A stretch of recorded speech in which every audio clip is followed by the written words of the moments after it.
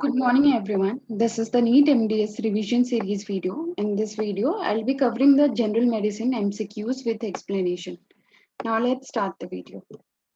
The first question is, in a patient of Listeria meningitis who is allergic to penicillin, the antimicrobial of choice is, the options are gentamicin, ceftriaxone, trimethoprim sulfamethoxazole, and vancomycin.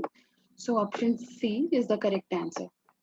So, in case of penicillin hypersensitivity, trimethoprim sulfamethoxazole is the treatment of choice.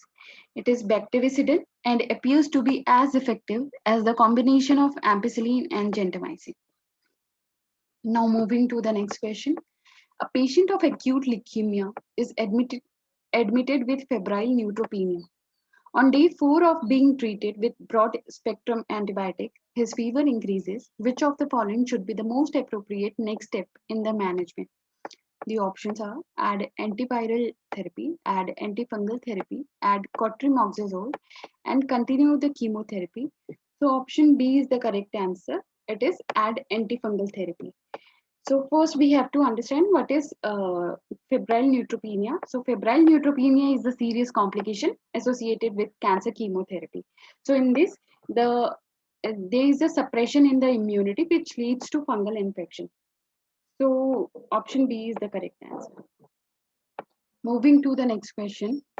All the following can cause DIC except the options are amniotic fluid embolism, intrauterine fetal death, diabetes mellitus, abruptoplacente. So option C is the correct answer.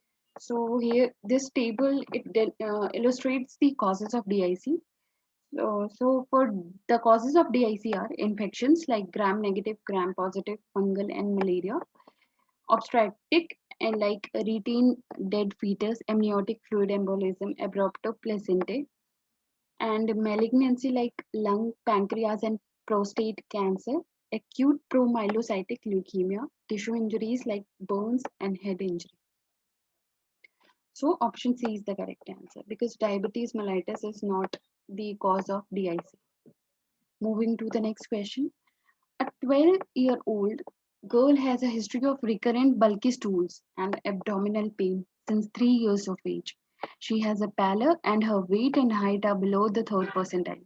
Which of the following is the most appropriate investigation to make a specific diagnosis? The options are option A, barium studies, B, D-xylose test, C, 24-hour fecal fat estimation, and D, endoscopy and small intestine biopsy. So option D is the correct answer. Moving to the next question.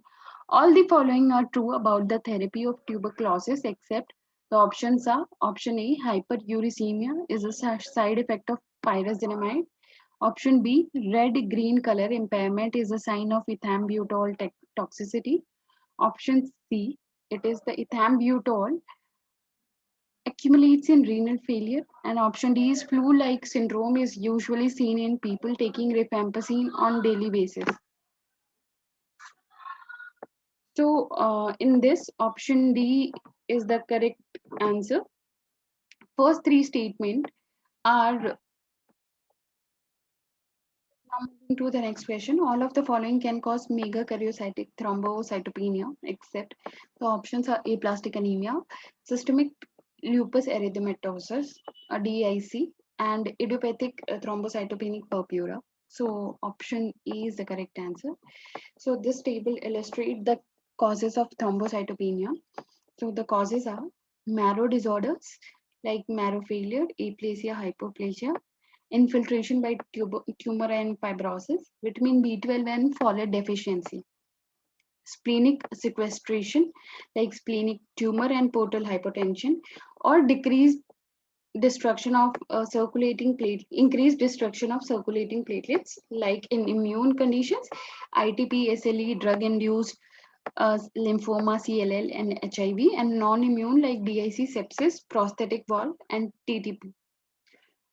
Now moving to the next question, which of the following organisms, when isolated in blood, requires the synergistic activity of penicillin plus an aminoglycoside for appropriate therapy? So the options are E. faecalis, Streptococcus aureus, Streptococcus pneumoniae, Bacteroides fragilis. So option E is the correct answer. It is E. faecalis. Moving to the next question. The following test may be abnormal in disseminated intravascular coagulation except. So the options are D-dimer level, clot solubility, prothrombin time, activated partial thromboplastin time. So option B is the correct answer. It is clot solubility. So for the laboratory findings suggestive of DIC are a low platelet count, elevated D-dimer concentration, decreased fibrinogen concentration, and prolongation of clotting time such as prothrombin time. Now moving to the next question. All of the following drugs are used in management of status epilepticus except the options are phenytoin, thiopentone sodium, carbamazepine, and diazepam. So option C is the correct answer. It is carbamazepine. So for management of status epilepticus, the drugs used are benzodiazepine like diazepam, lorazepam, and midazolam, phenytoin, phenobarbital, valproate, thiopentone sodium.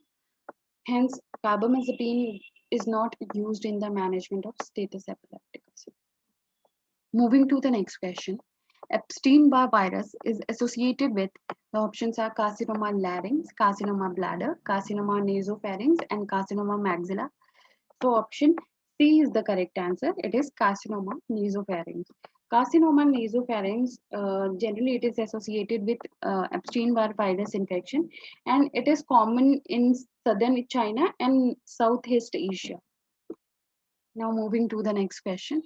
A 10-day-old neonate is posted for a pyloric stenosis surgery. The investigation report shows a serum calcium level of 6 milligram per deciliter. What information would you like to know before you supplement calcium to this neonate? So the options are blood glucose, serum bilirubin, serum albumin, oxygen saturation. So answer C, that is serum albumin is the correct answer because the serum total serum calcium concentration falls by zero point 0.8 milligram per deciliter for every 1 gram per deciliter fall in the serum albumin concentration. I hope it's clear.